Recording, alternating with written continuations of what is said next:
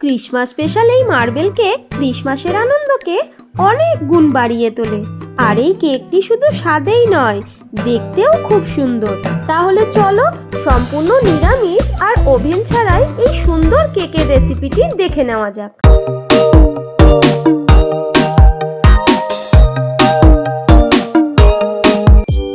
এই মার্বেল কেকটি বানানোর জন্য যা যা প্রয়োজন সব এক জায়গায় করে নিয়েছি।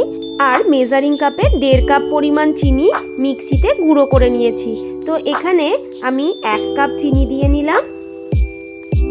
আর মেজারিং কাপেরই 1/2 কাপ সানফ্লাওয়ার অয়েল নিয়ে নিলাম। কেক তৈরির জন্য এই সমস্ত মেজারগুলো খুব গুরুত্বপূর্ণ। এবার তেল আর গুঁড়ো চিনিটাকে খুব ভালোভাবে একসাথে ফেটিয়ে নিতে হবে। চিনিটা খুব ভালোভাবে তেলের সাথে মিশিয়ে নিয়েছি। কালারটাও দেখো কতটা চেঞ্জ হয়ে গেছে। এখন এর মধ্যে অল্প অল্প করে লিকুইড দুধ নিয়ে নেব। এখানে নর্মাল টেম্পারেচারে লিকুইড দুধ ব্যবহার করছি। এবার দুধটাকেও এগুলোর সাথে ভালোভাবে মিশিয়ে নিতে হবে।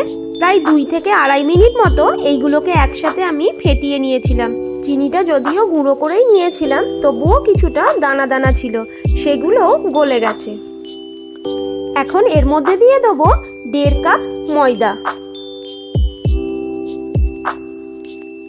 এখন এর মধ্যে দিয়ে দিচ্ছি 1 চা চামচ বেকিং পাউডার আর 1/2 চা চামচ বেকিং সোডা। এখানে যেহেতু ডিম ব্যবহার করছি না, সেজন্য বেকিং পাউডারের সাথে বেকিং সোডাটা অবশ্যই দিতে হবে। এবার সমস্ত উপকরণ খুব ভালোভাবে মিশিয়ে নিতে হবে। দেখো ব্যাটারের ঘনত্বটা কতটা রেখেছি। আর এই ব্যাটারটা আমি প্রায় 5 মিনিট মতো ফেটিয়ে নিয়েছিলাম। এখন এখানে দিয়ে দিচ্ছি 1/2 চা চামচ ভ্যানিলা এসেন্স। এটা দিলে কেকের মধ্যে খুব সুন্দর একটা স্মেল আসে। এবার এটাকেও ভালোভাবে ব্যাটারের সাথে মিশিয়ে নিলাম।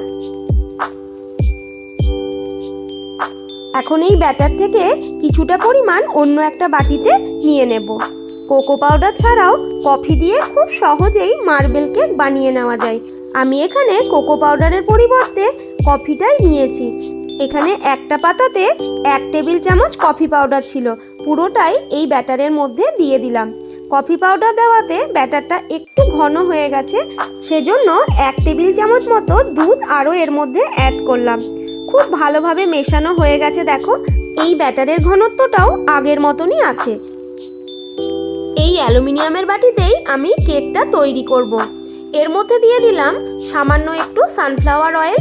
অয়েলটা পুরো বাটিতে ব্রাশে করে একটু স্প্রেড করে নিলাম।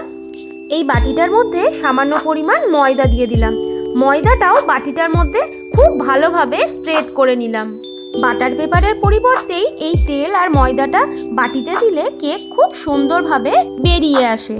এখন গ্যাস জ্বালিয়ে একটা কড়াই বসিয়ে নিলাম। কড়াইটার মধ্যে প্রায় 2 কাপ মতো নুন দিয়ে দিলাম।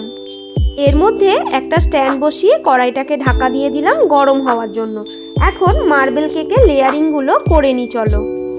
প্রথমেই এখানে কেকের সাদা রঙের নর্মাল ব্যাটারটা দিয়ে দিলাম 2 চামচ মতো। এবার এই কফি ব্যাটারটা এর ওপরে ঠিক মাঝখান বরাবর এইভাবে দিয়ে দিতে হবে 1 চামচ। এখানে আমি 2 চামচ সাদা ব্যাটার দিয়েছি, তার উপরে 1 চামচ কফি ব্যাটার দিয়েছি। এইভাবেই পুরো রিং রিং ভাবে লেয়ারটা তৈরি করে যাব। এখানে 2 চামচ সাদা ব্যাটার, 2 চামচ কফি ব্যাটার এভাবেও করতে পারো তোমরা। দেখো পুরো লেয়ারিংটা রেডি হয়ে গেছে। এই মার্বেল কেক তৈরি করাটা একটা আর্ট বলতে পারো। এই লেয়ারটা তৈরির একদম লাস্ট পর্যায়ে চলে এসেছি। এবার একটু বাটিটা ট্যাপ করে নিচ্ছি যাতে ভেতরে এয়ার বাবলসগুলো সব বেরিয়ে যায়। এখন একটা টুথপিক দিয়ে কেকের ওপরের ডিজাইনটা বানিয়ে নেব। যতবারই কেকের ওপরে এই দাগগুলো টানবে ততবারই টুথপিকটা একবার করে মুছে নিতে হবে। এখানে আমি 4 বার ভেতর থেকে বাইরের দিকে দাগ টেনেছি আর 4 বার বাইরে থেকে ভেতরের দিকে টেনেছি। কেকটা রেডি করতে করতে কড়াইটা তো খুব ভালোভাবেই গরম হয়ে গেছে। এখন এই কেকের বাটিটা এর মধ্যে ভালোভাবে বসিয়ে ঢাকনা দিয়ে লো ফ্লেমে হতে দেব। এই কেকটা হতে প্রায় 45 থেকে 50 মিনিট মতো সময় লেগে গেছে। এখন একটা টুথপিক কেকটার ভেতরে ঢুকিয়ে দেখলাম, দেখো কাঠিটা একদম পরিষ্কার বেরিয়েছে। কিছুক্ষণের জন্য ঠান্ডা হতে রেখে দিয়েছিলাম। এখন একটা চাকু দিয়ে বাটিটার গা বরাবর একটু কেটে নিচ্ছি, যাতে কেকটা খুব সহজেই বাটিটা থেকে বেরিয়ে আসে। এখন একটা থালা উল্টো দিকে বাটিটার ওপরে বসিয়ে বাটিটাকে উল্টে দিয়ে বাটিটার ওপরে একটু চাপ দিলেই কেকটা খুব সুন্দরভাবে বেরিয়ে আসবে। এখন কেকটাকে সোজা করে নেব। এবার পরিবেশনের জন্য কেকটাকে একটা চাকু দিয়ে পিস পিস করে কেটে নিচ্ছি। এই মার্বেল কেকের রেসিপিটি তোমাদের কেমন লাগলো অবশ্যই আমায় কমেন্ট করে জানিও। দেখো কেকের ভেতরে লেয়ারিংটা কত সুন্দর হয়েছে, আর কেকটাও কতটা নরম হয়েছে। সামনের বড়দিনে তোমরাও একবার এইভাবে মার্বেল কেক বানিয়ে দেখতেই পারো, তোমাদেরও খুব ভালো লাগবে। প্রত্যেকে ভালো থাকবে, সুস্থ থাকবে।